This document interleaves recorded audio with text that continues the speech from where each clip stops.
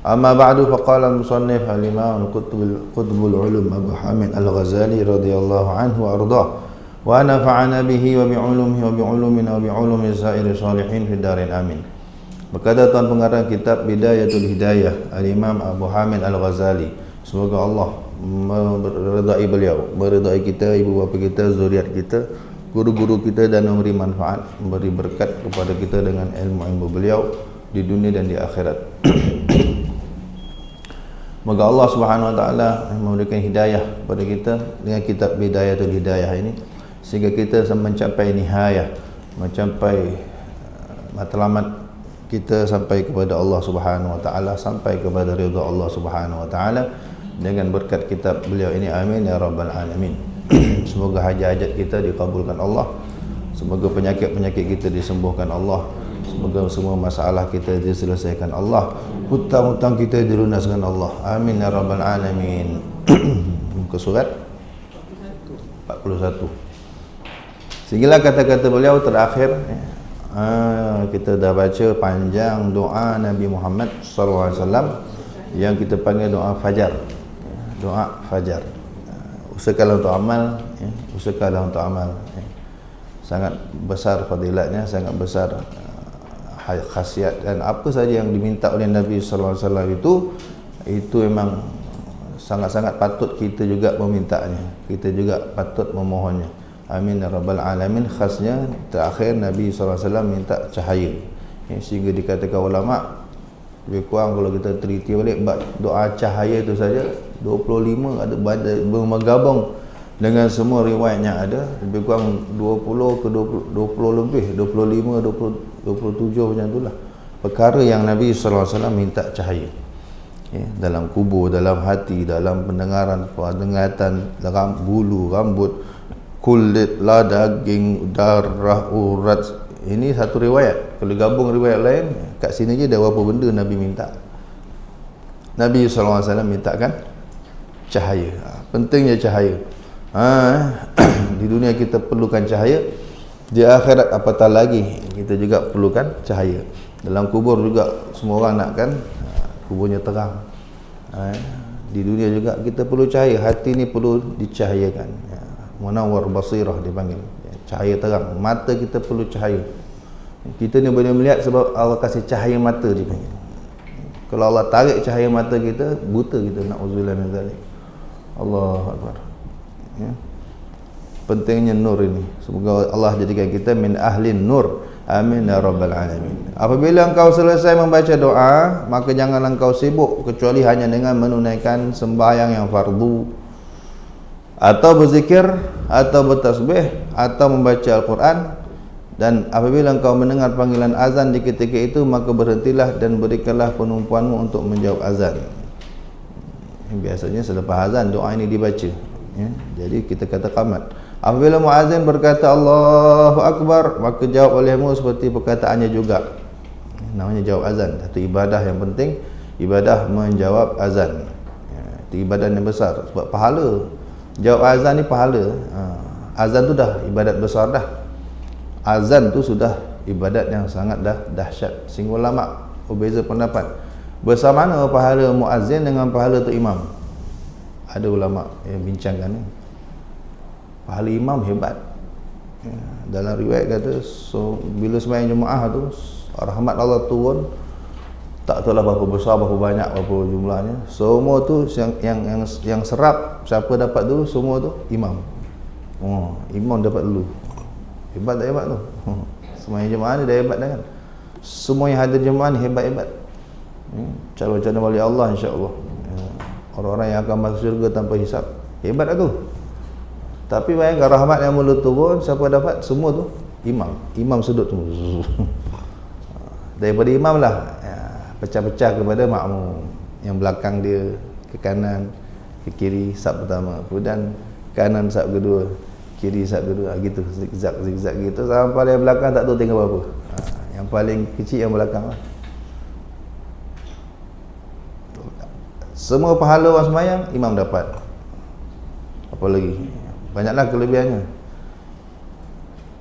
Ada juga yang mengatakan muazzin bila dia azan, semua orang yang sembahyang dia dapat. Bila dia azan, satu kampung sembahyang. Sebab dengar azan dia, maka semua orang sembahyang dalam kampung tu, pahala orang sembahyang dia dapat. Sebab dia jadi sebab. Sebab dia jadi sebab orang sembahyang, maka semua pahala orang sembahyang dia dapat. Apa lagi? Dia jadi sebab apa nama tu, azab tertolak. Bila azan dikumandangkan, azab nak turun terhindar. Banyak kelebihan muazzin ni. Apa lagi? Banyaklah hadis lain. Jadi diimpun ulama sampai beza pendapat. Jadi sampai hari khilaf. Tak tahu mana yang afdal, jadi muazzin ke jadi imam. Ada yang mengatakan jadi imam. Sebab itu perbuatan Nabi SAW. Nabi biasa jadi imam. Nabi tak pernah berazan. Walaupun hebat mana azan itu, Nabi tak pernah azan. Kenapa? Ada rahsia dia. Sebab Nabi tak nak azan. Bukan tak, Nabi itu tak pernah nyuruh, Nabi tak buat. Melainkan azan ni, antaranya melainkan azan. Nabi suruh orang buat azan. Kalau kamu tahu pahala azan ni berebut, korang akan berebut. Mungkin akan bergaduh. Kalau tahu pahala azan ni, pasti kamu akan sanggup mengundi. Jus ke ozong nak azan. Tapi Nabi tak pernah azan.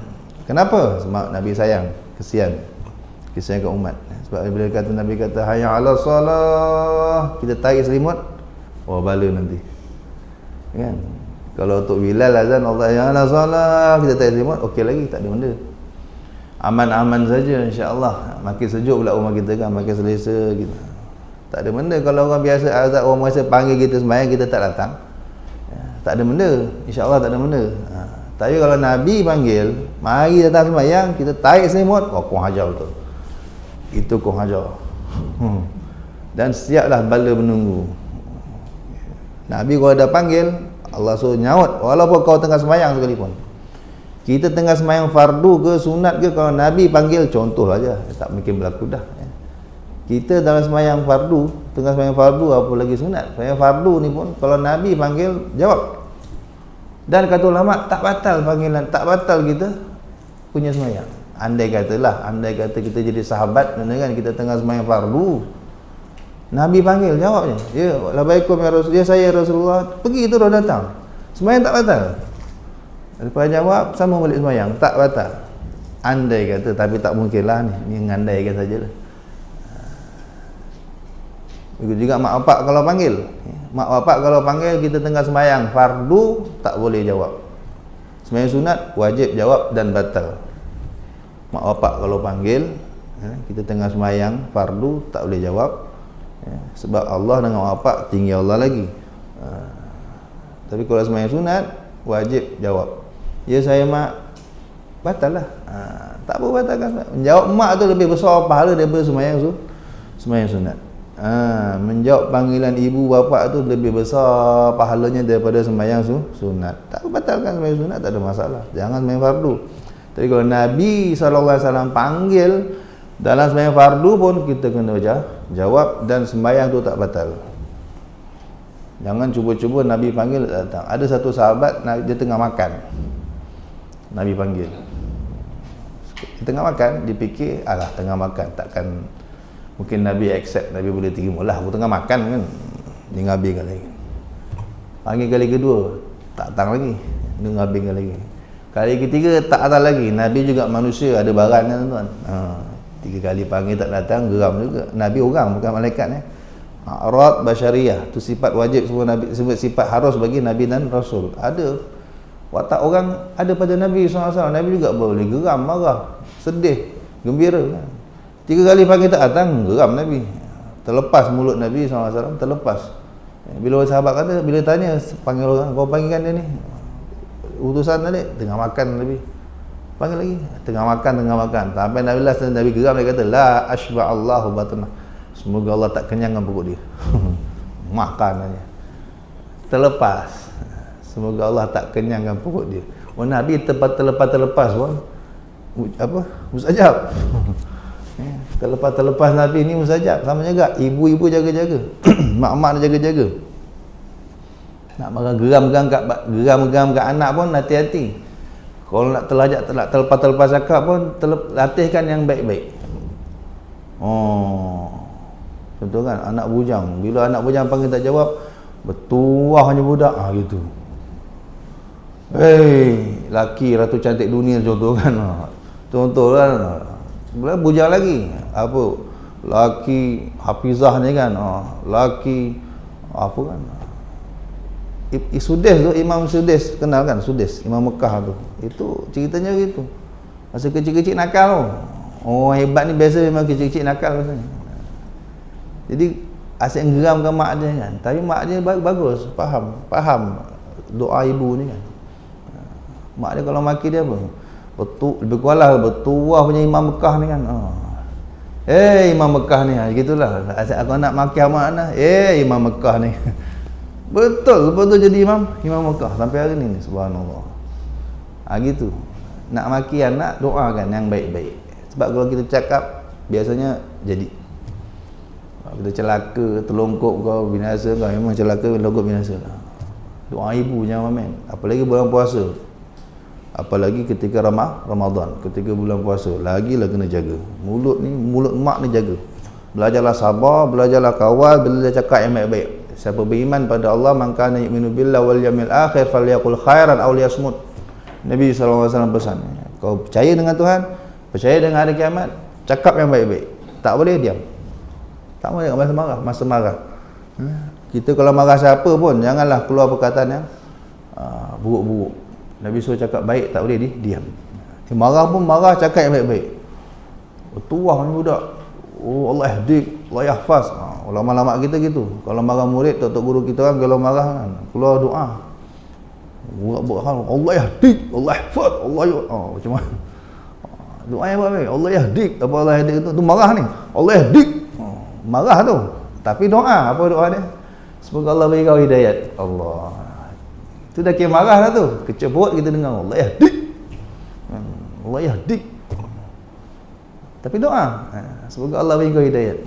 Allah apa lagi? Habis-habis pun apa dia cakap. Tapi semua bagus. Jangan buat. Nabi SAW telah terlepas cakap.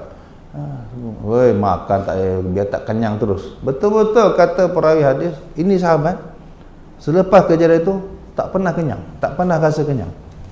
Sampai kalau makan unta seekor pun tak akan kenyang. Betul-betul mujarab. Tapi lepas tu Nabi SAW menyesal.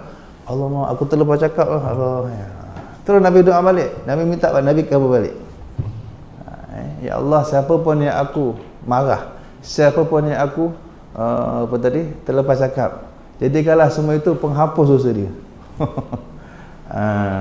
Nabi cepat-cepat cover balik.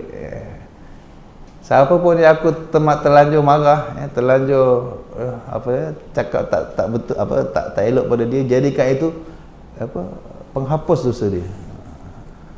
Jadi sahabat tu bila kena marah dengan Nabi tu bagus, seronok. Bahkan kena marah dengan Nabi ni kadang seronok, kena bebel ke apa kan, dia tahu dia dosa dia sedang diampunkan tu Tuhan. Ulama jaga kias, murid yang sedang dimarah guru, guru bebelkan murid, ni apa ni malam bla bla, tu semua dosa dia sedang diampunkan. Kalau muridnya redha, dosanya sedang diampunkan. Jadi kita kat pondok begitu, hari-hari rindu nak dimarah guru. Satu hari tak kena marah tu macam tak selesa gitu kan. Tuan-tuan tak jumpa lah. Kita tak jumpa. Siapa suruh kena marah kan? Cikgu bebel kita lagi geram ni kan dengan cikgu. Tapi kat pondok ni tidak. Masya Allah. Tak tahu lah sebab kau guru ni wali Allah kan. Kena marah tu hati tu malah bahagia banget. Seronok kena marah tu. Kalau tak kena marah lagi macam apa? Macam tak sempurna lagi ni. Rindu nak dengar suara tuan guru maki tu. Dia maki bahasa Arab lah kan. Arwah tuan guru saya tu, Masya Allah, Yang Mulia Habib Abdullah bin Faqih radhiyallahu anhu.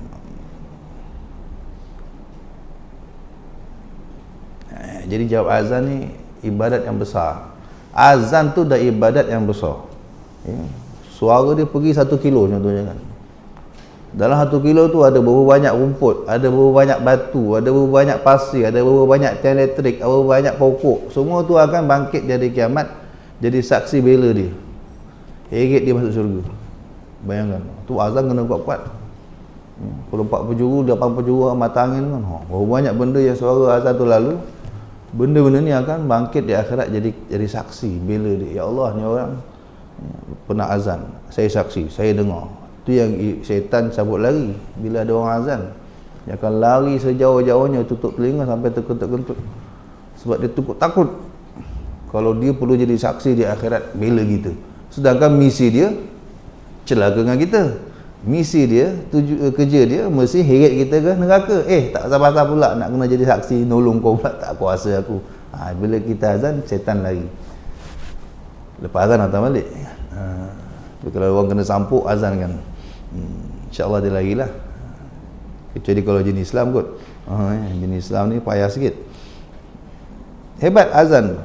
Maka kata Nabi SAW, menjawab azan pahala sama seperti muazzin. Apa muazzin tu dapat, kita dapat. Lagi sedap. Jawab je pun. Allahu Akbar, Allahu Akbar. Ikut dia bercakap. Idza sami'tum munida faqulu misla ma yaqulu muazzin. Kalau kamu dengar suara azan, ucap apa yang muazzin tu cakap. Ngajuk kita katalah, jawab. Allahu Akbar, Allahu Akbar. Jawab olehmu perkataan seperti perkataannya juga. Sama. Allahu Akbar, Allahu Akbar. Pahalanya sama. Apa pahala jawab azan? Sama. Dan sebagian ulama kata siapa yang tak jawab azan dikhawatiri matinya. Apalagi berbual semasa azan. Orang azan dia bercakap popek. Tak nak jawab. Dikhawatiri matinya su'ul khatimah. Dikhawatiri matinya su'ul khatimah. Mati yang tak cantik. Na'udzubillah min zalik. Jadi kita ni patut kena hormat panggilan azan. Kena hormat. Kalau tengah buat kerja, stop lah. Kalau tengah menukang tu, stop. Ketang-ketung. Tengah buat apa pun, stop, jawab azan. Bahkan tengah mengaji sekalipun, baca Quran sekalipun, mengaji kitab sekalipun, kalau azan berkumandang, stop. Ulama suruh stop. Saya mengaji Quran ni pahala juga. Betul. Setiap ibadat ada time dia. Time mengajilah. Ni sekarang azan, ibadat yang ditutup saat ini ialah jawab azan, bukan mengaji. Gitu. Ini ngaji bila-bila boleh ngaji. Ini azan ada waktunya saja, bukan setiap waktu kan. Jadi ibadat tu ada time dia. Sesuaikan time dia kan. Bila kamu dengar azan, bukan waktu untuk baca Quran lagi dah. Waktu untuk kamu diam, jawab azan. Yang azan ni pula janganlah panjang-panjang nak mampus. Kata, azan sampai 10 minit. Ada yang jenis kori-kori ni kan. Maaf lah kan. Yang jenis kori apa? Kori orang Taranum ni. Azan je 10 minit, sembahyang 2 minit. Azan 10 minit.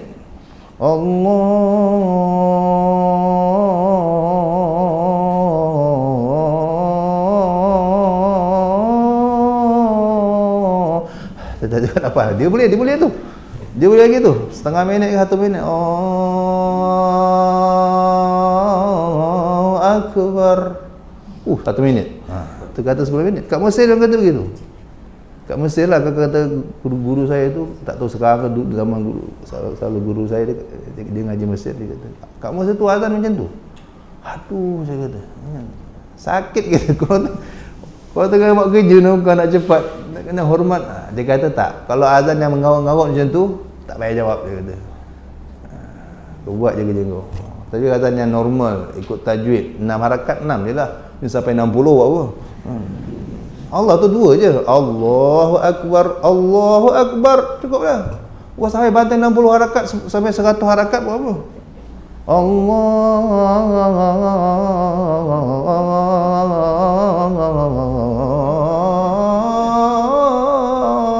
Setan menggelak rasanya kan.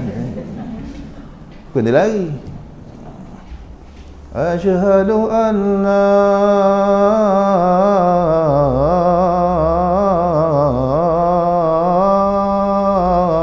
ilaha illallah.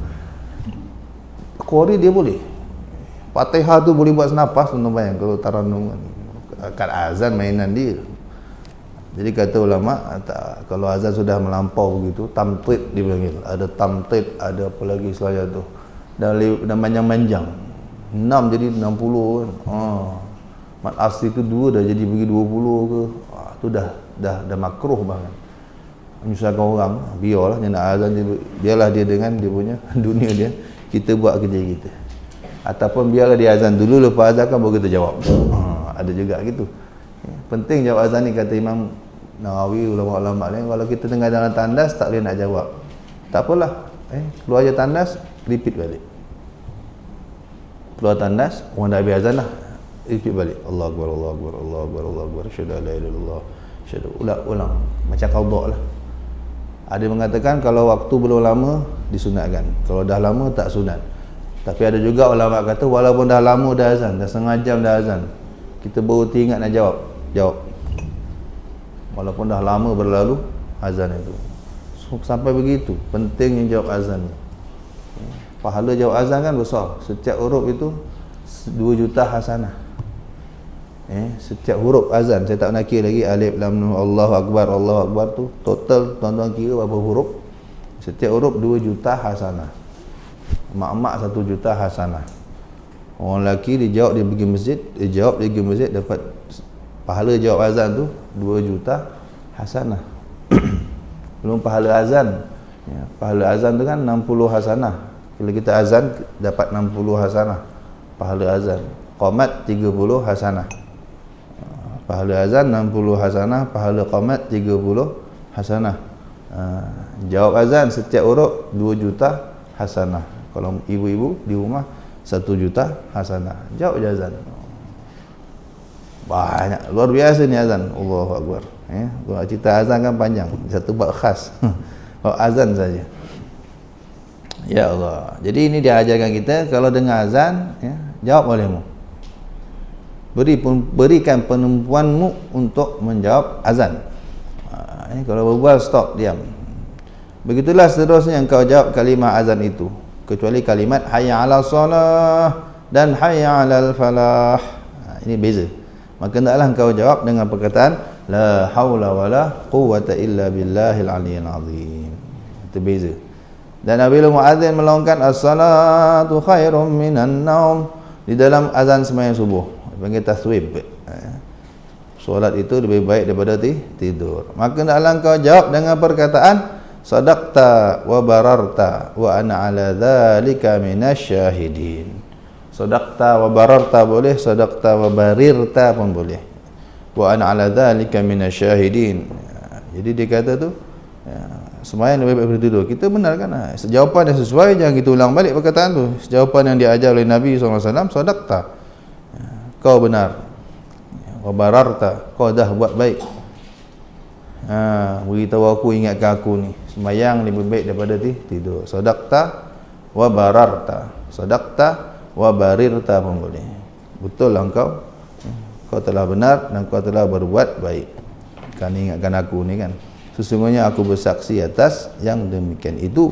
Wa ana ala dzalika minasyahidin. Dan apabila engkau mendengar iqamat, maka jawablah dengan seumpama yang diucapkan oleh muazzin. Sama juga, ini pun tak pernah orang buat dah. Susah nak dengar orang jawab qamat sekarang. Hampir tak wujud lagi dah. Dia hidupkan balik. Sebenarnya bukan hanya jawab azan yang dituntut, jawab qamat juga dituntut. Sama juga, Allahu Akbar, Allahu Akbar, asyhadu an la ilaha illallah. Kita makmum ni sunat jawab, ikut apa dia cakap, kita ikut. Jawab qamat namanya. Kecuali pada perkataan qad qamatis salat, qad qamatis salah. Apa artinya qad qamatis salah? Telah didirikan sembahyang. Qad qamatis salah, ataupun buat strop, telah didirikan atau telah hampir akan didirikan. Atau hampir akan didirikan, bukan telah. Hampir akan didirikan. Hampir akan didirikan solat. Kalau dalam nahwu semua tahu, ini qad ditaqrib.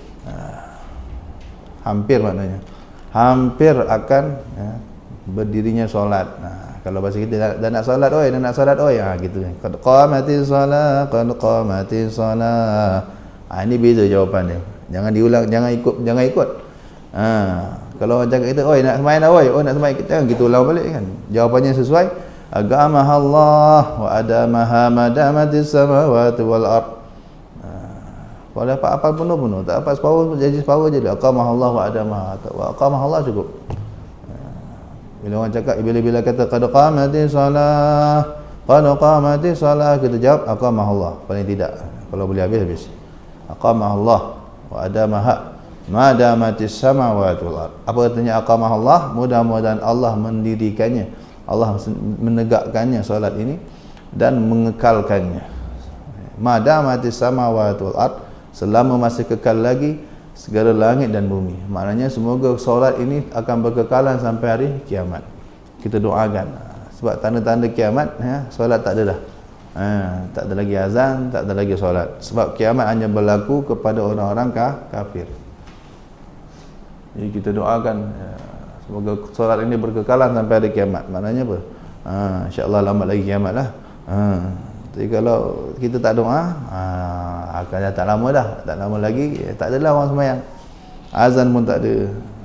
Apabila kau selesai menjawab azan, yakni azan subuh, maka baca lima akan doa ini. Apa doanya ni? Doa selepas azan subuh. Doa selepas azan semua orang tahu. Ni ada sini sebut. Ini Allahumma inni as'aluka 'inda huduri salatika wa aswati du'atika wa idbari lailika wa iqbali naharika an tu'tiya Muhammadanil wasilata wal fadila wad darajatar rafi'ah wa ba'athul maqamal mahmud alladhi wa'adta ya arhamar rahimin. Doa lepas azan. Ada satu riwayat yang kita baca tu, ada riwayat lain. Jadi ada gabungan riwayat jadi panjang. Apa artinya? Ya Allah, sesungguhnya inni as'aluka, ya Allah, sesungguhnya aku memohon kepadamu, inda huduri salatika, ketika hadir waktu salatmu ini, wa aswati du'atika, dan ketika terdengar suara pemanggil-pemanggilmu, duat, penyeru-penyerumu, muazzin. Ini namanya tawassul, tuan-tuan. Salah satu bentuk tawassul. Yang kita minta apa? Nanti kat bawah tu. Wa idbari lailika, dan ketika idbar, lenyapnya malam, berpalingnya malammu. Wa iqbali naharika, dan datangnya siangmu. Ini yang kita nak minta. Doanya ini, antu'tiya Muhammadan. Ini permintaan kita. Tapi sebelum kita nak minta, kita ada kona sana kona sini. Sebenarnya tawassul. Kita panggil tawassul. Tawassul dengan perkara ni lah, apa dia? Hudur solat, datangnya waktu solat. Ini waktu yang mulia. Jadi waktu yang mulia itu boleh ditawassuli. Jadikan kabel lah. Tawassul ni faham? Kabel. Kita kalau nak jumpa CM payah kan, kalau tak ada kabel. Kita nak jumpa raja payah kalau tak ada kabel. Tahu kabel? Orang tengah. Orang yang tetai sarapan dengan dia kan. Padahal orang sebelah kita, orang jiran kita kan. Jiran kita tiap-tiap pagi sarapan dengan CM kan. Itu kabel besar ni. Aku ada hajat nak jumpa CM, kau boleh sampaikan. Hajatnya kadang nak minta sayang je kan. Semua kabel dia. Tawassul tu begitu. Ya. Dalam Islam ni, dalam syariat kita, tawassul itu syariat. Ini buktinya. Cuma ulama beza pendapat. Adalah ulama kemudian je pun. Ulama awalin tak ada pun.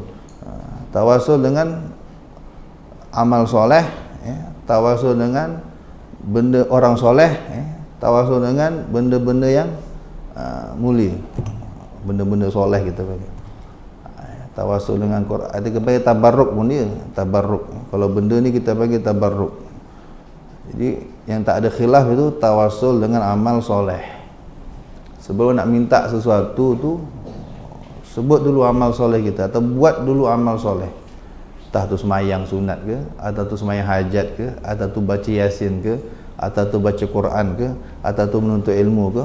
Lepas menuntut ilmu, atau tu sedekah ke. Lepas sedekah, lepas menuntut ilmu, lepas semayang, lepas baca Quran, baru doa. Boleh je kalau kita rasa kita hebat now, terus ya Allah aku nak ni, terus je. InsyaAllah kau dapat. InsyaAllah kau dapat kan. Tapi biasa orang yang sedar diri kan, sedar diri. Siapa aku ni? Dah ayat baru lepas maksiat tadi kan. Baru lepas nentang dia, dia nak amboi. Terus-terus nak minta macam-macam kan. Agak-agak lah sedar diri. Buatlah sesuatu dulu. Baca yasin dulu banyak-banyak kan. 40 kali apatah lagi.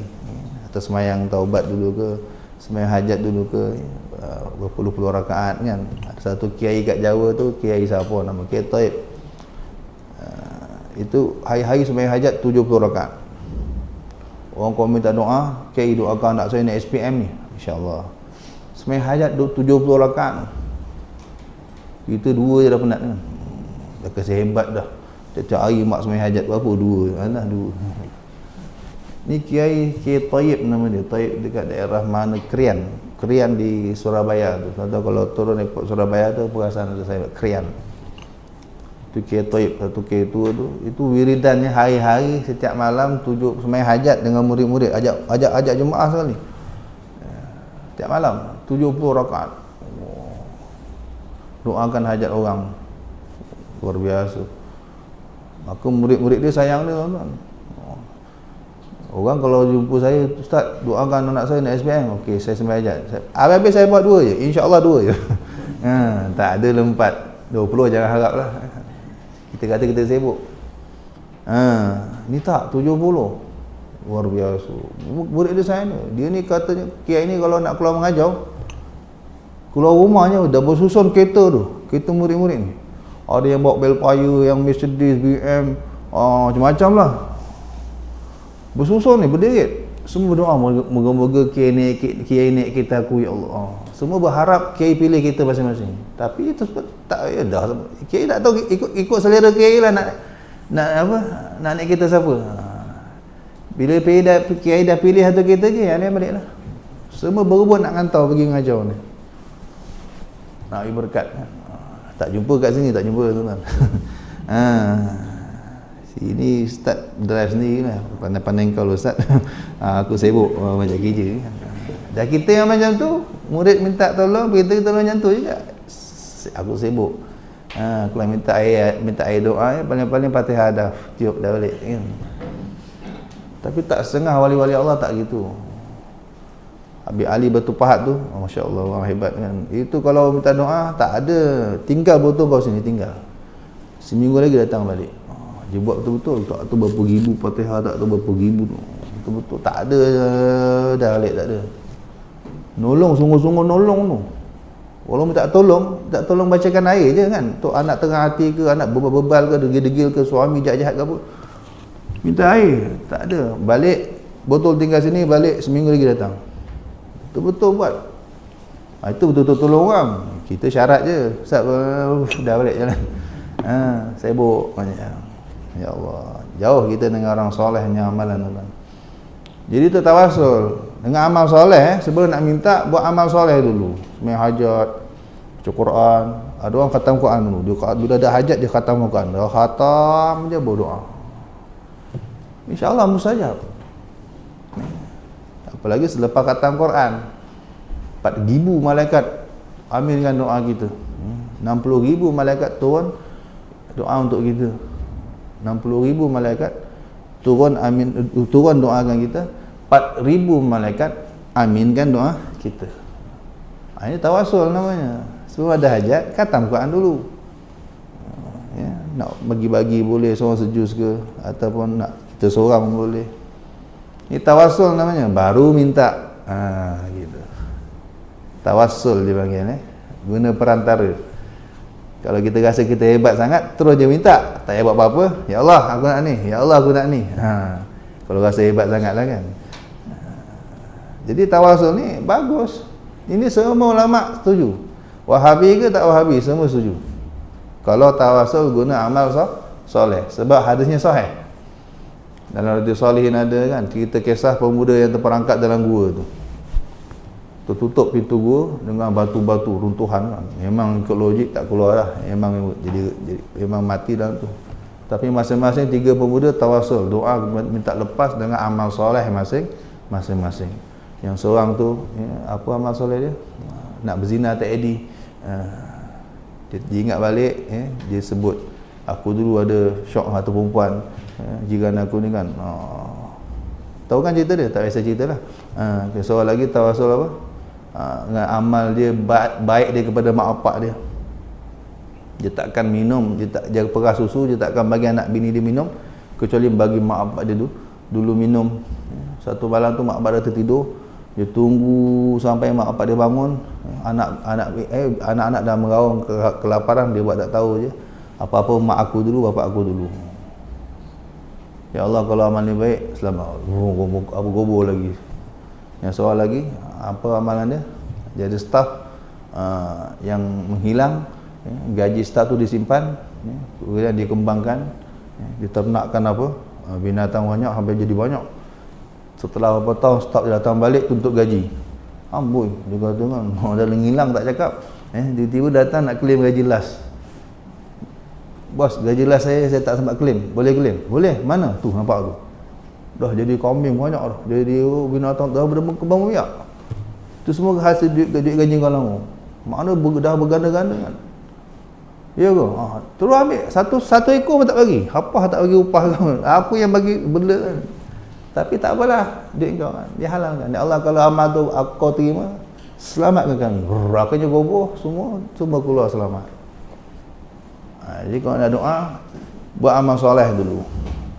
Buat benda baik dulu. Ini sedekah ke, tolong orang ke, apa saja. Baru doa. InsyaAllah mustajab. Lagi banyak buat amal baik. Lepas tu kita doa. Itu tak ada khilaf. Yang ada belakangan ni ada khilaf, belakangan ni je. Beberapa ratus tahun silam je. Khilaf kalau yang kita tawasul itu orang baik. Orang baik. Ya Allah, dengan berkat Imam Ghazali ni, atau orang baik yang hidup, ada lagi pula orang baik yang dah mati. Lagi khilaf. Khilaf di kalangan orang tu je lah. Ulama dulu tak ada hal pun. Tawasul dengan Nabi yang dah meninggal kan? Tawasul dengan wali yang dah meninggal. Tawasul dengan apa lagi, benda-benda mulia, barang-barang mulia, waktu-waktu yang mulia. Ini di sini waktu yang mulia. Hudurus solah, datang waktu solat. Ini waktu yang mulia ni. Jadi kita sebut, ya Allah, aku mohon kepadamu ketika datangnya waktu solatmu ini. Sebab waktu solat ni waktu mulia. Pintu langit terbuka. Waktu pintu langit terbuka, maka doa-doa sangat mustajab. Wa aswati du'atika, kita sebut lagi suara-suara duat, pemanggil-pemanggilmu, iaitu penyeru-penyerumu. Suara siapa? Suara muazzin. Nak cerita azan itu pun sesuatu yang mulia. Suara azan ni benda mulia. Maka kita tawasul juga, kita sebut juga sebelum nak minta sesuatu. Wa idbari lailika, ketika lenyapnya malam. Malam pergi ni pun, waktu malam pergi adalah waktu sebelum subuh. Pun waktu yang sangat mulia. Wa iqbali naharika, munculnya matahari waktu fajar ini juga waktu yang sangat mulia. Baru kita minta. Apa yang kita minta? Antuk tiya Muhammadan al-wasilah. Ni je kita minta sebenarnya. Artinya pasal sebut tu, sebut ni tawasul. Kenapa tak terus je? Allahumma inni as'aluka antuk tiya Muhammadan. Kenapa tak sebut gitu terus je? Ni kena faham konsep tawasul. Boleh je minta direct. Kalau kita rasa kita ni hebat sangat kan, terus boleh jumpa CM, terus boleh ketuk pintu rumah PM, terus boleh stop kita kita TYT kan. Memang hebat lah, tabik spring kan. Boleh stop kita TYT kan, terus minta sign kan. Boy, tak mungkin lah kita dengan Tuhan lagi lah. Ini syariat, bukan ulama punya ijtihad tak. Nabi ajar begini. Nak doa jangan terus minta. Ada masa-masa Nabi ajar terus minta. Tapi ada juga masa-masa Nabi SAW mengajar kita sebelum minta, kabel sana, kabel sini, kabel sana, kabel sini, minta. Nak minta apa ni? Antuk tiya Muhammadan, agar kau memberikan kepada Nabi Muhammad sallallahu alaihi wasallam al-wasilah. Mintakan wasilah. Apa itu wasilah? Di sini terjemah apa? Jalan kebaikan. Di sini terjemahkan wasilah tu jalan kebaikan. Wasilah, perantara tadi lah.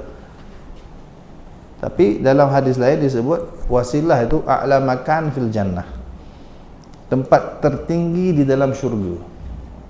Dalam sebuah hadis disebut al-wasilah ya a'la makanin fil jannah. Wasilah ialah tempat paling tinggi dalam syurga. Dan ia hanya diperuntukkan untuk satu orang saja, kata Nabi SAW. Hanya satu orang yang akan dapat tempat itu.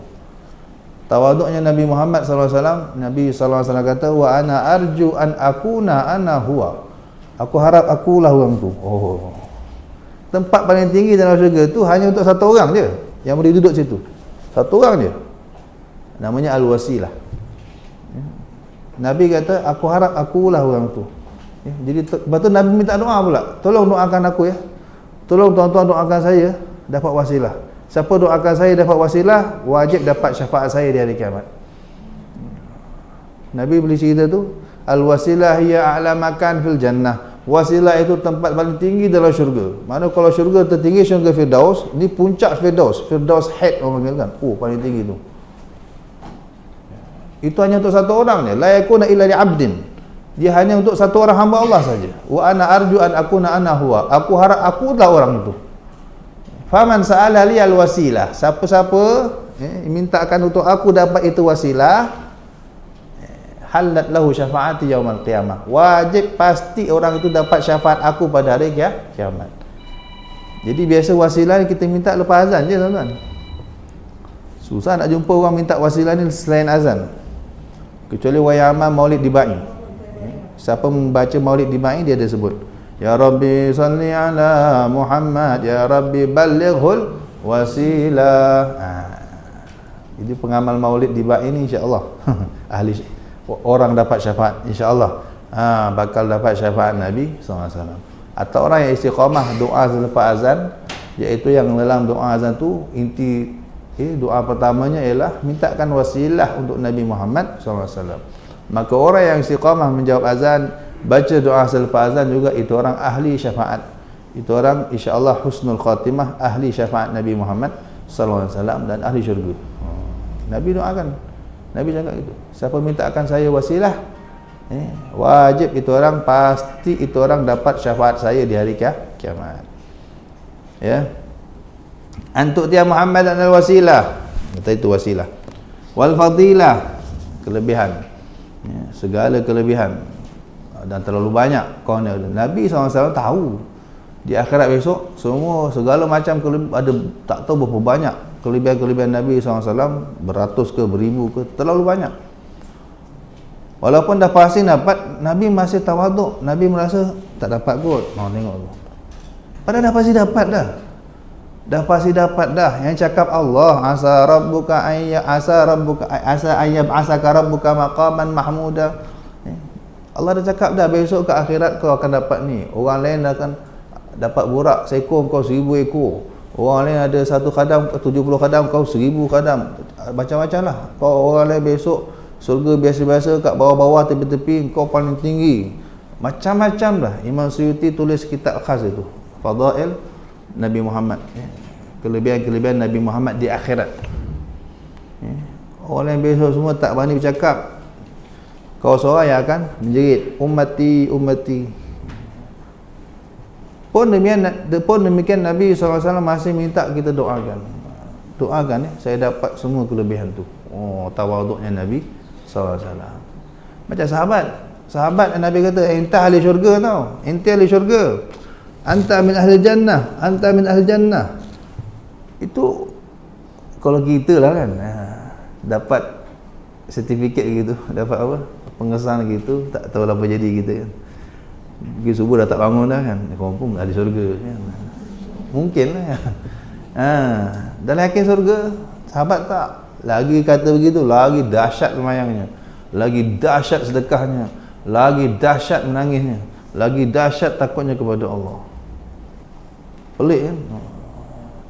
Padahal Nabi cakap, takkan Nabi bohong. Luar biasa tu. Kita duk fikir apa yang mereka faham, apa yang mereka rasa. Bila sudah dapat jaminan itu, kita kalau mimpi je, baru mimpi masuk syurga je, mungkin dah lain macam kan, mungkin berubah, tak tahu apa jadi, makin malas ke tak tahu kan. Allah, Nabi tu begitu, sudah pasti dapat tapi masih minta lagi, tawaduknya kan.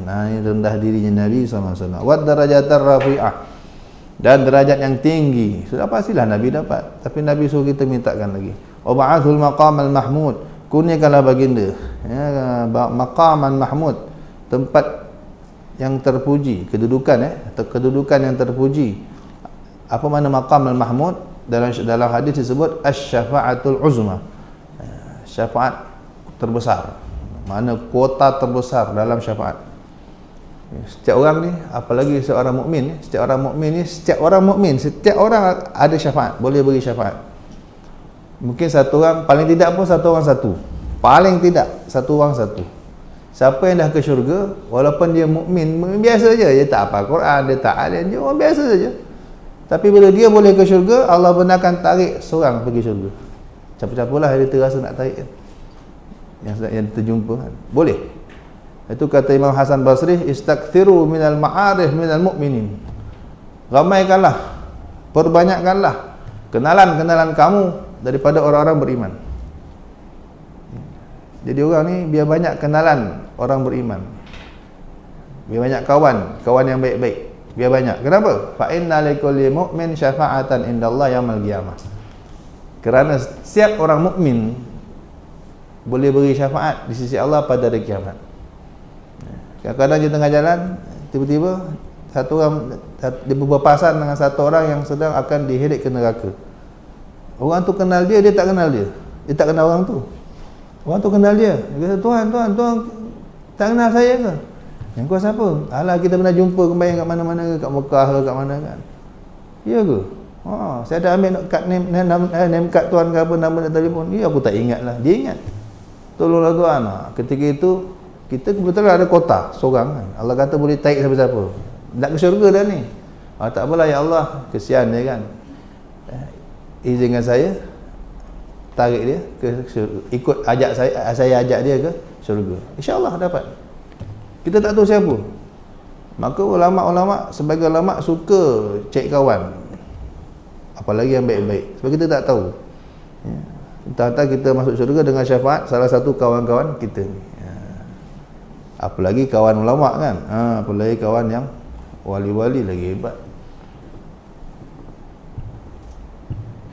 Tapi kota terbesar ahli orang hafal Quran berapa? 10. Orang tahajud, ahli tahajud semua orang dalam rumah dia.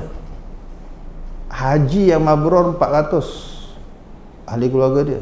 Haji mabrur haji, orang balik haji, hajinya mabrur, Allah terima, besok dia boleh tolong 400 kota. Itu jenis kota-kota. Ulama, orang alim, tok guru, murid-murid dia.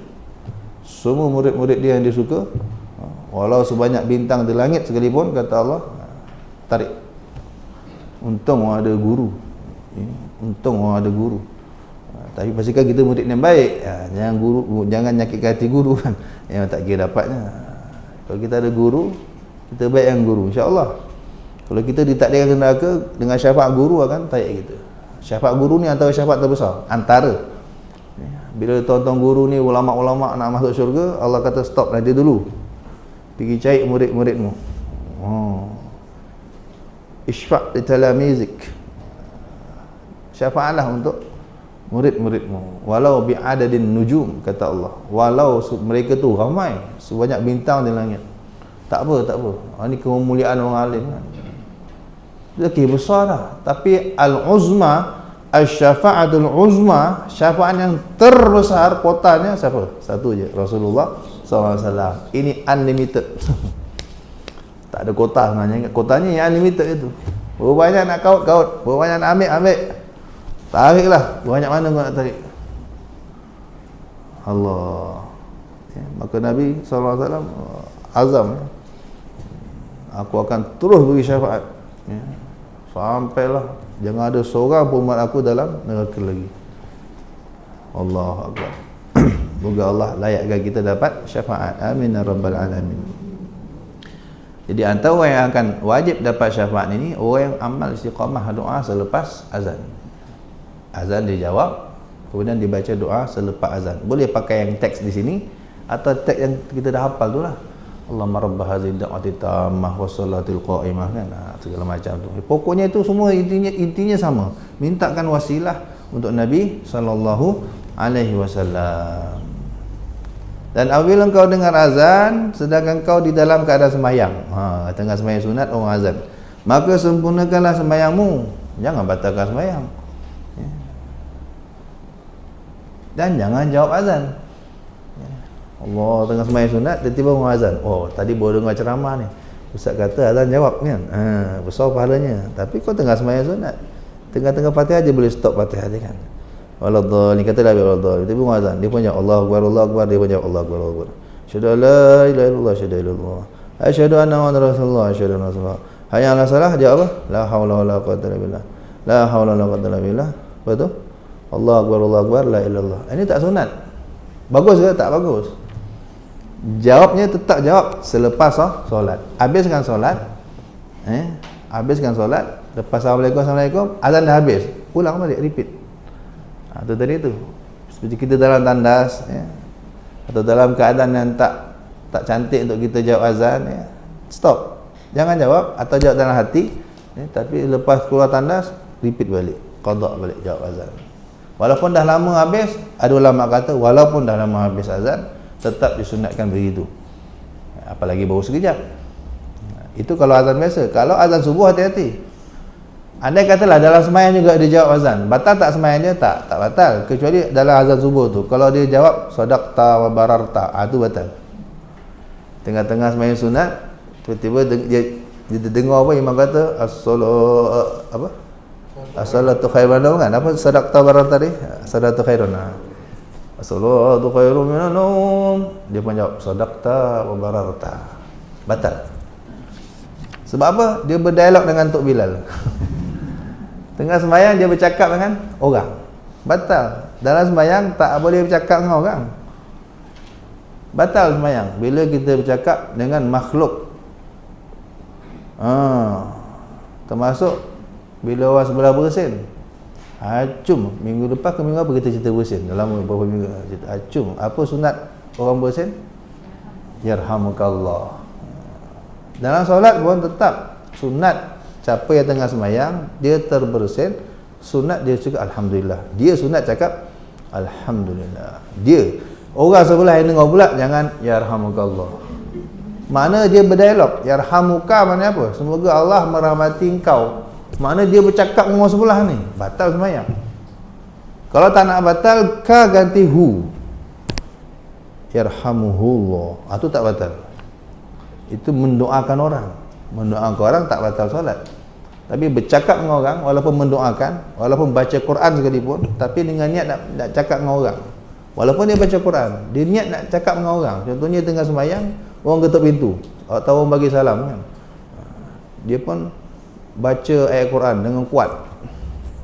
Ataupun dia kuatkan bacaannya dengan niat nak bagi tahu orang aku tengah sembahyang. Dengan niat itu saja. Batal sembahyang dia. Walaupun dia kuatkan Allahu Akbar, takbir tu, tapi niatnya nak bagi tahu orang. Niatnya nak bercakap dengan orang kat luar tu. Batal solat. Habis macam mana tu? Kalau nak gabung. Dalam fiqh sebut gabung. Baca kuat dengan niat zikir, kemudian niat juga nak bagi tahu orang tu tak batal. Kalau semata-mata baca kuat tu untuk bagi tahu orang semata-mata, batal. Hati-hati kalau jadi imam. Imam kan biasa je kuatkan bacaan dia kan. Allahu Akbar. Allahu Akbar. Kebanyakan imam lupa gabung-gabung niat. Memang niat nak suruh makmum ikut rukuk. Sami Allah dia kuat kata imamnya niat nak suruh makmum. Mana dia sedang bercakap dengan makmum tu. Batal solat. Dia kena gabung niat. Niatnya zikir. Memang time tu kita berzikir. Apa zikirnya? Sami Allahu liman hamidah. Ketika nak turun sujud, zikirnya apa? Allahu Akbar. Memang itu niat zikir. Niat zikir dan beritahu itu tak batal. Tapi semata-mata nak beritahu orang, walaupun baca Quran sekalipun, batal solat. Ada ayat Quran bunyinya apa? Masuklah kalian kan. Ini nak suruh orang masuk. Udkhuluha bisalamin aminin. Ayat Quran tu maknanya apa? Masuklah korang, masuklah kalian dengan sejahtera. Jadi dia baca Quran tapi niat suruh orang masuk. Masuk. Dalam hati kita. Batal sembahyang. Sebab dalam solat kata Nabi SAW, ini solat tak layak ada perbincangan, tak layak ada perbualan dengan makhluk. Awal Islam boleh. Awal-awal Islam boleh. Tapi setelah berapa lama tu dimansuhkan. Bila turun ayat waqumu lillahi qanitin. Berdirilah kalian menghadap Allah dalam keadaan diam. Jangan bercakap. Sejak itu tak ada lagi siapa bercakap. Itu yang masyhur dalam riwayat ya, ada satu sahabat dia tak dengar apa. Dia tertinggal bas orang katalah. Dia pergi masjid sembahyang. Lepas tu ayat tu dah turun, semua senyap, tak ada siapa bercakap. Tiba-tiba ada satu orang bersin, dia pun doakan yarhamukallah. Semua sahabat degil mata kat dia. Nak cakap tak boleh, dulu boleh cakap. Sekarang tak boleh. Semua jengking mata kat dia. Bagi isyarat je lah kan. Dia pula, apa hal? Dia macam biasa lah. Dulu boleh cakap. Jegil kan. Lepas semayang, Nabi panggil. Mari sini. Tak marah. Kalau kita dah kena marah dah kan. Kau ni. Nabi nasihat. Oh, tak tahu cerita pula. Dah turun ayat. Wa qumu lillahi qanitin. Kalau semayang, diam. Jangan bercakap. Oh, inna hadhihi salat la tasluhu la yasluh illa apa lebih kurang ini sesungguhnya sembahyang ini tak layak ada percakapan melainkan hanya kita dengan Allah sahaja. Satu-satunya makhluk yang kita beri salam Nabi Muhammad sajalah. Assalamualaikum ayuhan nabi. Itu pengecualian. Satu-satunya makhluk yang kita boleh bawa jumpa Allah dalam solat Rasulullah saja. Untuk kita bercakap Assalamualaikum tu. Kalau ibadillah salih itu doa secara umum tu tak apa. Kalau doa secara umum tak apa. Jangan bercakap engkau. Jadi kalau bersin juga begitu. Memang tetap bila dalam solat kita bersin tetap kita baca alhamdulillah, sunat alhamdulillah. Untuk orang sebelah juga kalau nak doakan yarhamuhu. Kalau perempuan yarhamuhallah. Kalau tak berani ambil risiko batal, diam sajalah kan. Ya, kalau sadaqta barata batal. Sebab kau betul. Tengah sembahyang, kau betul. Tok Imam Tok Bilal betul. Sadaqta wa barata. Batal solat kita. Walaupun tu zikir. Kemudian apa dia kata lagi? Dan apabila engkau dengan iqamat tadi. Habis. Sempurnakanlah. Kalau engkau dengan azan sedangkan kau di dalam keadaan sembahyang, maka sempurnakanlah sembahyangmu. Teruskan sembahyang. Kemudian baru jawab azan seperti susunannya yang termaklum tadi. Jadi repeat balik ikut susunan tadi. Apabila imam mulai takbiratul ihram dalam sembahyang fardu subuh, maka jangan engkau melakukan sesuatu kecuali mengikut perbuatannya sahaja, dan sembahyanglah engkau seperti yang akan diterangkan kaifiyat dan adab-adabnya sekejap lagi. Apabila engkau selesai sembahyang, maka baca olehmu Allahumma salli ala Muhammad wa ala ali Muhammad wa sallim. Nak tambah sayyidina bagus. Allahumma salli ala Sayyidina Muhammad wa ala ali Sayyidina Muhammad wa sallim. Allahumma antas salam wa minkas salam wa ilayka ya'udus salam fa hayyina rabbana bis salam wa adkhilna daraka daras salam tabarakta ya dzal jalal wal ikram. Agak beza sedikit dengan yang biasa kita baca. Itu biasalah ada memang beberapa riwayat biasanya. Sebab apa maknanya? Ya Allah, berikanlah rahmat dan salam sejahtera ke atas junjungan kami Nabi Muhammad sallallahu alaihi wasallam dan ke atas keluarga baginda sallallahu alaihi wasallam. Ya Allah, engkau assalam. Engkaulah zat engkau sejahtera. Maksudnya engkau yang memiliki kesejahteraan, yang memberikan kesejahteraan, dan daripada engkau lah datang kesejahteraan, keselamatan, dan masukkan kami ke dalam negaramu, tempat tinggalmu iaitu syurga Darussalam.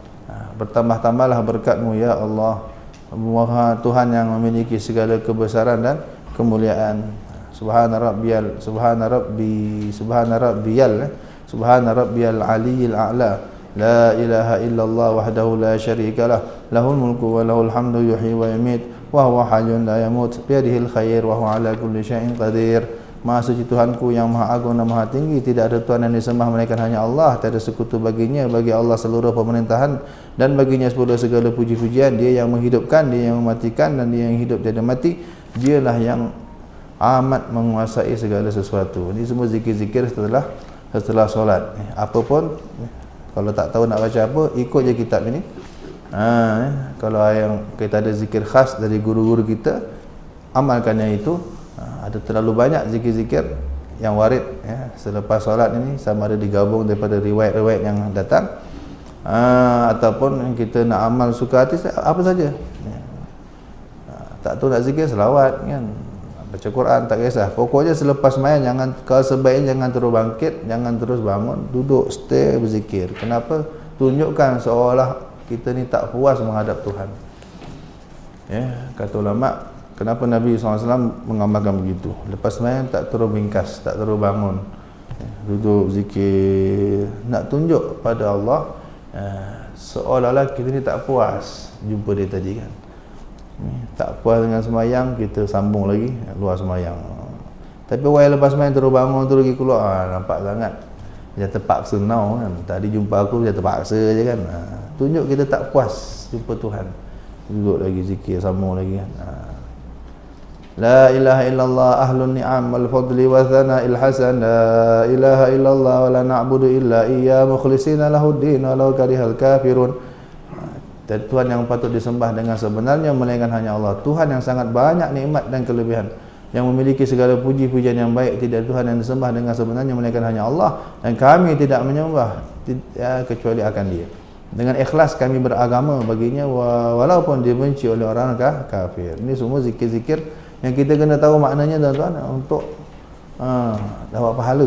Kalau tak tahu makna kita main baca je kata ulama tak ada pahala. Tapi berkat adalah, insya-Allah. Berkat tu pasti ada. Dan selepas itu hendaklah kau baca doa yang singkat tapi penuh makna, iaitu doa yang diajarkan oleh Rasulullah SAW kepada Siti Aisyah radhiyallahu anha, iaitu Allahumma inni as'aluka minal khair kullihi ajilihi wa ajilihi ma 'alimtu minhu wa ma lam a'lam. Ma'audzubika minasyarri kullihi ajilihi wa ajilihi ma 'alimtu minhu wa ma lam a'lam. Wa as'alukal jannah wa ma yuqarribu ilaiha min qawlin wa 'amalin wa niyyah wa i'tiqad. Wa a'udzubika minan nar wa ma yuqarribu ilaiha min qawlin wa 'amalin wa niyyatin wa i'tiqad. Wa as'aluka min khairi ma sa'alaka minhu 'abduka wa rasuluka Muhammad sallallahu alaihi wasallam. Wa a'udzubika min syarri ma sa'alaka minhu 'abduka wa rasuluka Muhammad sallallahu alaihi wasallam. Allahumma ma qadaita lana min amrin faj'al 'aqibatahu rasyada. Maknanya tuan-tuan boleh tengok kat tepi tu.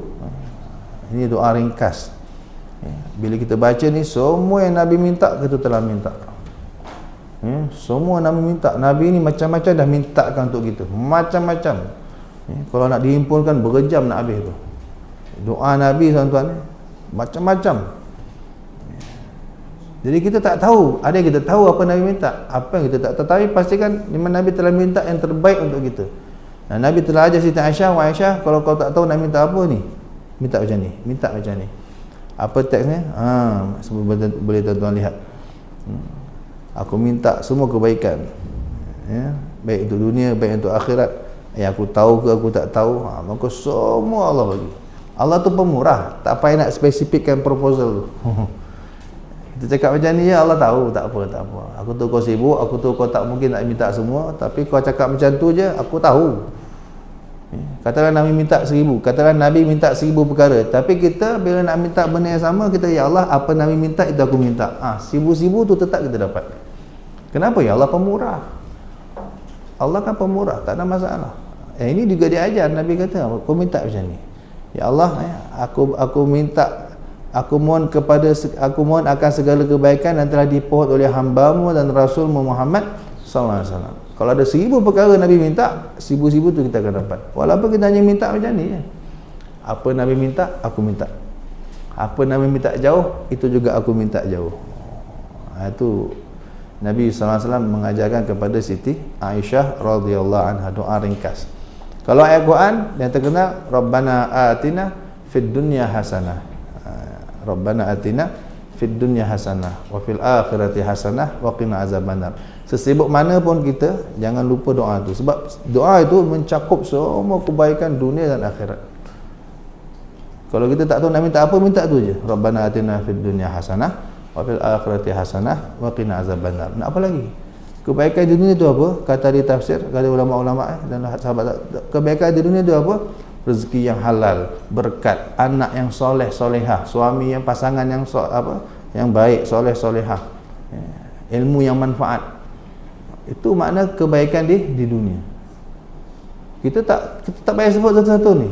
Cukup minta, ya Allah, aku mohon kebaikan di dunia, kita akan dapat tu semua. Apa tadi?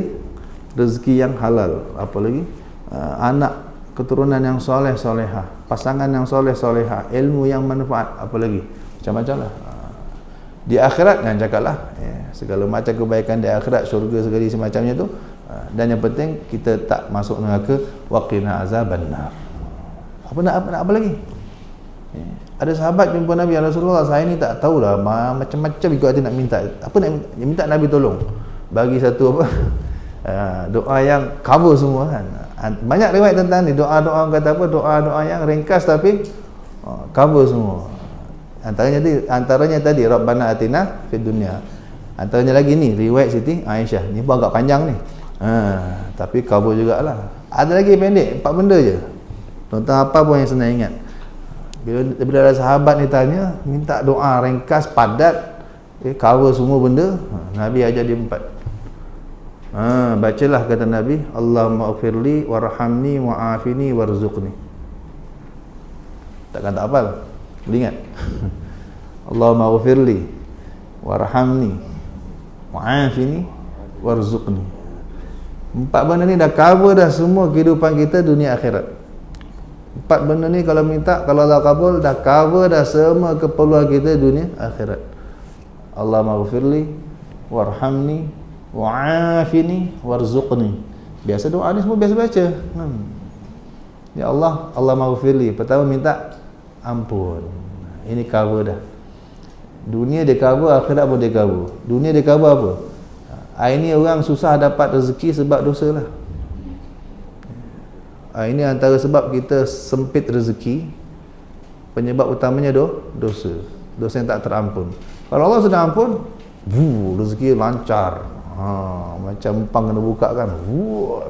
Kan ada empang, ada yang ngempang dia punya rezeki. Rezeki tu nak datang tapi ada yang ngempang dia, ada yang nahan dia. Dosa lah. Dosa tak terampun.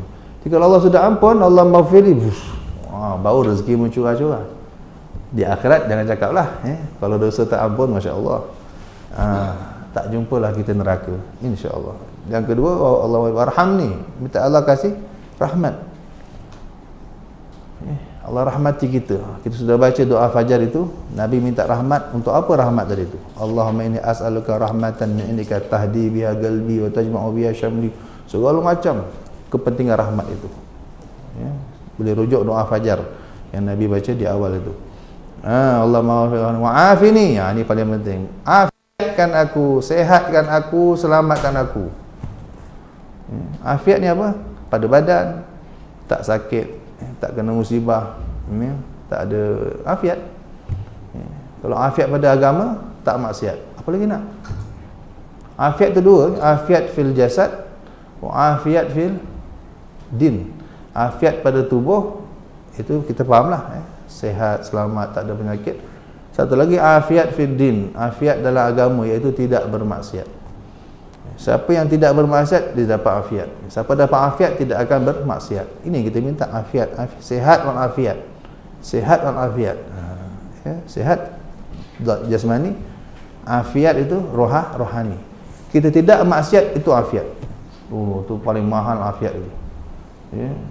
Ulama-ulama antaranya Imam Syazili, doa Allah inni as'aluka al-afiyah wa as'aluka tamamal afiyah wa as'aluka kamalal afiyah wa as'aluka syukra 'alal afiyah. Macam-macam. Cukup tahu nilai afiat itu. Bila Allah tidak izinkan kita buat dosa tu, Allah nikmat, sehat betul, jasmani rohani, sehat wal afiat. Ya Allah, aku minta afiat, minta sempurna afiat. Apa lagi? Minta Allah boleh bersyukur atas nikmat afiat. Kemudian warzuqni, bagi aku rezeki. Bagi aku rezeki. Rezeki ada dua, rezeki maknawi, rezeki hissi, rezeki zahir, rezeki batin. Rezeki zahir ya yang kita nampak ni, rezeki batin ni makrifah, ilmu, keyakinan, kewalian, kesolehan. Itu rezeki dipanggil rezeki maknawiyah. Itu rezeki juga. Allah beri rezeki dapat yakin pada Allah. Itu rezeki itu. Allah bagi kita rezeki dapat yakin dengan Rasulullah sallallahu alaihi wasallam. Itu rezeki juga. Iman itu rezeki juga. Ada sahabat minta, Nabi ajar tu. Ini doa 4 cover dah semua keperluan kau dunia akhirat. Allahumma ghfirli warhamni wa'afini warzuqni. Allahumma ghfirli warhamni wa'afini warzuqni. Kerana kita tak tahu apa, ada masa-masa yang singkat tapi doa mustajab, kan? Ada masa-masa tu singkat tapi doa mustajab. Kita takkan nak doa panjang-panjang. Jadi kena cerdik, apa nak minta ni, apa nak minta ni. Macam Lailatul Qadar kan, kalau ada timing dia tu singkat sekejap je. Ada orang wuduk tengah malam, satu orang soleh wuduk pergi sungai, dia sangkut baju dia dekat ranting pokok, dia turun ke sungai wuduk, bangun balik, naik ke tebing, mana baju aku? Tu dah apa? Dah apa? Dah ada kat pucuk, kat pucuk atas tu. Rupanya masa dia turun sujud, masa dia turun dari ke sungai tadi, pokok sedang sujud. Dia cangkut dia punya baju. Habis wuduk, kejap je. Wuduk apa lama? Naik, baju dia hilang. Tahu tu dah dekat atas. Ya Allah, dia kata, kalau aku tahu time pokok sujud tu, aku segala doa pasti mustajab. Tapi biasa sekejap je. Ibu kepada Imam Nawawi Banten, ada riwayat kata ibu kepada Kiai Hashim Ash'ari, pengasas Nahdlatul Ulama di Indonesia tu, ataupun ibu kepada Imam Nawawi Banten. Imam Nawawi Banten ni ulama besar di Indonesia, Banten, tapi terkenal meninggal di Mekah, kuburnya di Ma'lah, mengarang ratusan kitab. Ini antara kitab beliau ni, syarah kepada Bidayatul Hidayah. Beliau mengarang ratusan kitab. Imam Nawawi orang Banten, itu alim besar, ulama Mekah, tapi duduk di Mekah, meninggal di Mekah. Ibunya, apa rahsia beliau jadi hebat ibunya ni? Di bulan puasa, bulan Ramadan, pukul 3 pagi lah dia buka, ibunya ke sungai basuh beras untuk sahur, untuk masak sahur apa. Dulu ke sungai basuh beras kan. Tengah-tengah basuh kosek-kosek beras tu, tiba-tiba beras jadi emas. Mak-mak jumpa emas tahu lah kan. Allah ya. Beras jadi emas. Kalau kita terbawa balik kan. Tapi ibu Imam Nawawi orang berilmu juga kan. Dia tahu, wah ni bulan puasa tengah pukul 3 pagi, ini mesti saat Lailatul Qadar yang istimewa tu kan. Terus dia kata, dia doa, ya Allah, aku tak nak emas ya Allah, aku nak anak aku jadi orang soleh yang kau ridai, ulama besar yang kau ridai. Terus jadi berah balik. Tapi doanya naik ke langit, mustajab. Lahirlah Imam Muhammad Nawawi bin Umar Al-Jawi Al-Bantani, yang ilmunya sampai hari ni orang kaji, orang baca. Ada yang mengatakan itu kejadian kepada ibu Kiai Hashim Ash'ari, pengasas Nahdlatul Ulama. Tapi kejap nak cerita. Jadi kita kalau ada masa yang sekejap, takkan kita nak doa panjang-panjang. Kena cerdik lah pilih kan. Awak ada 3 saat je ya. 3 saat je contohnya kan. Sila berdoa. Pastikan jangan salah pilih. Apa nak pilih? Nabi dah ajar semua tu. Doa ni boleh ya. Doa tadi boleh, ataupun yang paling singkat tadi apa? Rabbana atina fid dunya hasanah wa fil akhirati hasanah wa qina azabannar. Habis sampai tempo, cover, semua dah cover. Nabi tu masya-Allah kan? Tahu kita ni sibuk. Tak kira nak doa panjang-panjang macam aku kan. Nabi doa panjang-panjang. Sila. Afiat tu makna senang selamat. Selamat ada 2, selamat pada badan, selamat pada agama. Afiat fid din, afiat fil jasad. Dalam doa Nabi, Allahumma inni as'aluka al-'afwa wal 'afiyah wal mu'afata ad-da'imah fi dini wa dunyaya wa ahli wa mali. Nabi tu cover, tu makna afiat yang sebenar. Aku minta selamat pada dini, agamaku. Selamat pada agama maknanya kita tak bermaksiat. Orang tak buat maksiat tu orang selamat sebenarnya. Tu orang yang selamat, yang betul-betul selamat. Dia tak buat maksiat. Sebab maksiat ni lah mudarat sebenarnya. Fi dini wa ahli, afiat pada keluarga kita. Keluarga kita semua selamat. Keluarga kita tak ada yang buat maksiat. Wa dini wa Allahumma salli wa fi dini wa dunia ya, dunia kita. Dunia kita ni harta kita, kenderaan kita, rumah kita semua selamat, tak kena apa-apa musibah. Wa ahli, keluarga kita juga, wa mali, harta kita. Maknanya selamatlah. Afiat tu makna selamat. Kalau pada yang zahir tak ada kena apa-apa musibah, tak ada apa-apa yang kita tak suka. Kalau satu lagi yang paling penting sebenarnya afiat pada agama. Itu yang paling penting sebenarnya. Sebab ini memang masalah lah kalau kita buat maksiat ni, memang masalah. Tak selamat tu dah. Dunia tak selamat, akhirat pun tak selamat.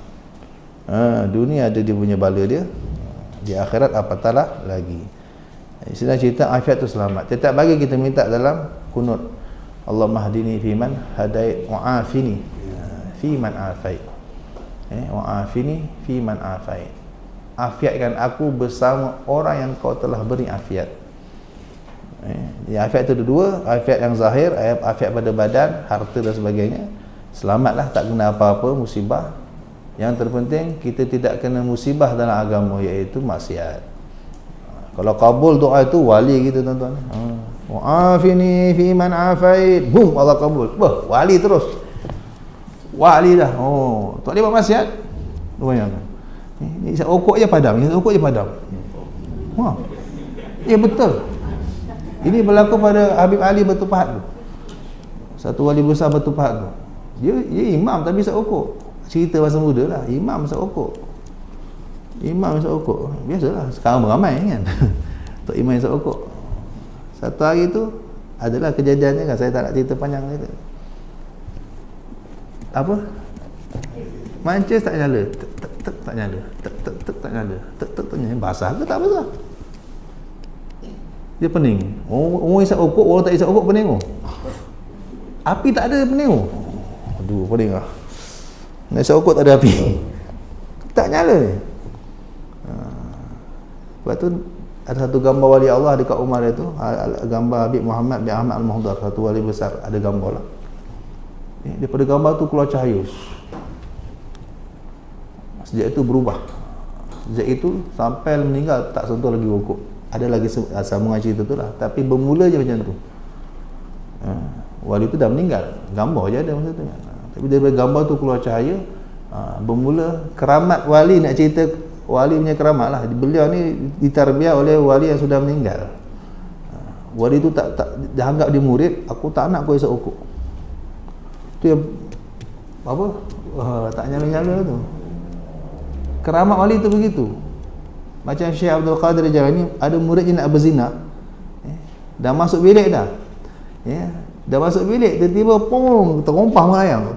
Ada terompah ketuk kepala dia. Tengok terompah tuan guru dia, mencecet lagi. Syekh Abdul Qadir, aku tak izinkan murid aku berzina. Dia kata, kau berzina, aku hempuk. Dalam bilik dah masuk dah, tiba-tiba bawa kelepung, terompah tuan guru dia, mencecet lagi. Taubat terus.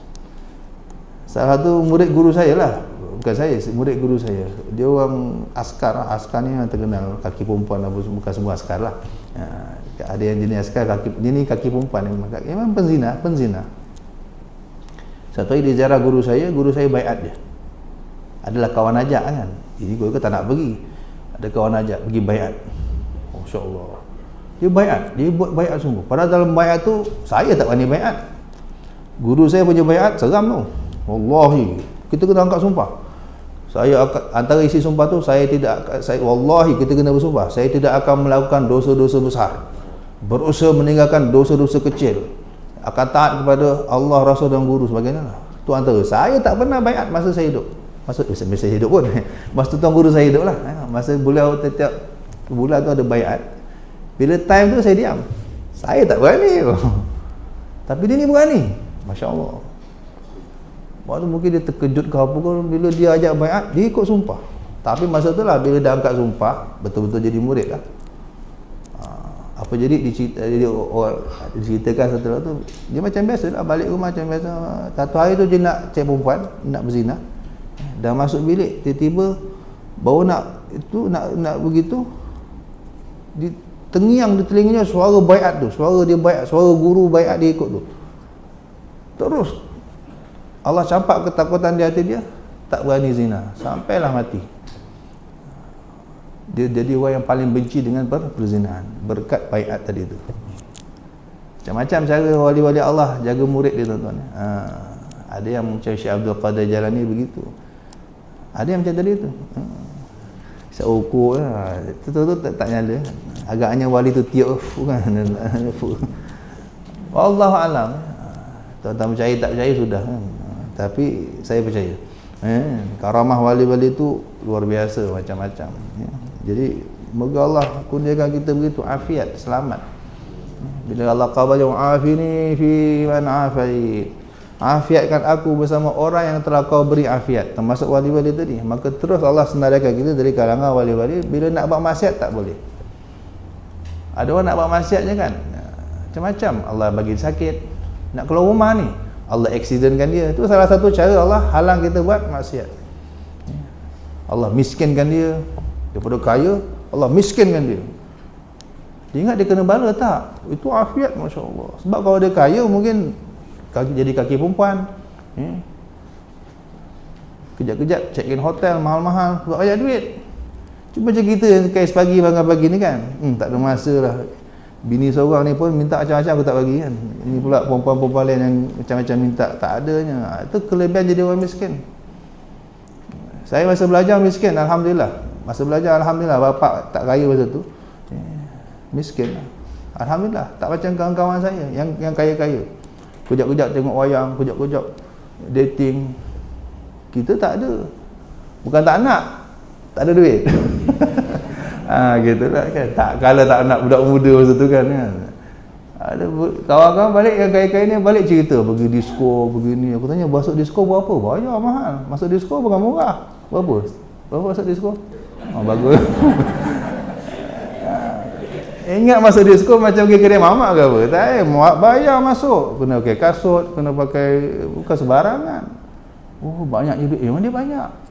Jam dia je masa tu masa tu lah tahun 30 tahun silam. Jam dia buat kat pondok 2,000 lebih. Nipis. Kita tengok. Tapi tu lah kejap-kejap pergi disko, kejap-kejap tengok wayang, kejap-kejap bawa awet berjalan kan. Kat pondok tu. Saya kata, ya Allah, alhamdulillah aku miskin kan. Alhamdulillah apa aku miskin. Jadi duit ngam-ngam beli kitab, ngam-ngam beli di jajan je. Tak ada nak pergi wayang, nak pergi tengok apa, nak masuk disko bayar mahal-mahal kan. Tu kelebihan. Kadang-kadang salah satu Allah selamatkan dengan cara begitu. Itu tak payah keramat lah, itu memang nikmat sebenarnya. Macam cara Allah boleh buat. Ada dengan keramat para wali kan, dia nak maksiat, wali tu tak izinkan. Wali tu tegur dia. Kadang dalam mimpi, kadang dalam nyata tadi macam Syekh Abdul Qadir jalan ni kan. Dia baling terumpah. Kecup bawa terus. Ada yang ditengking kat sini kan. Terdengar kat telinga, tak berani. Macam-macam tuan-tuan. Semoga Allah selamatkan kita, Allah kurniakan kita afiat. Bisiril Fatihah. A'udzubillahi minasyaitonirrajim. Bismillahirrahmanirrahim. Alhamdulillahirabbil alamin. Ar-Rahmanir Rahim. Maliki yaumiddin. Iyyaka na'budu wa iyyaka nasta'in. Ihdinas siratal mustaqim. Siratal ladzina an'amta 'alaihim ghairil maghdubi 'alaihim waladdallin. Amin. Subhanakallahumma bihamdika asyhadu an la ilaha illa anta astaghfiruka wa atubu ilaik. Assalamualaikum warahmatullahi wabarakatuh.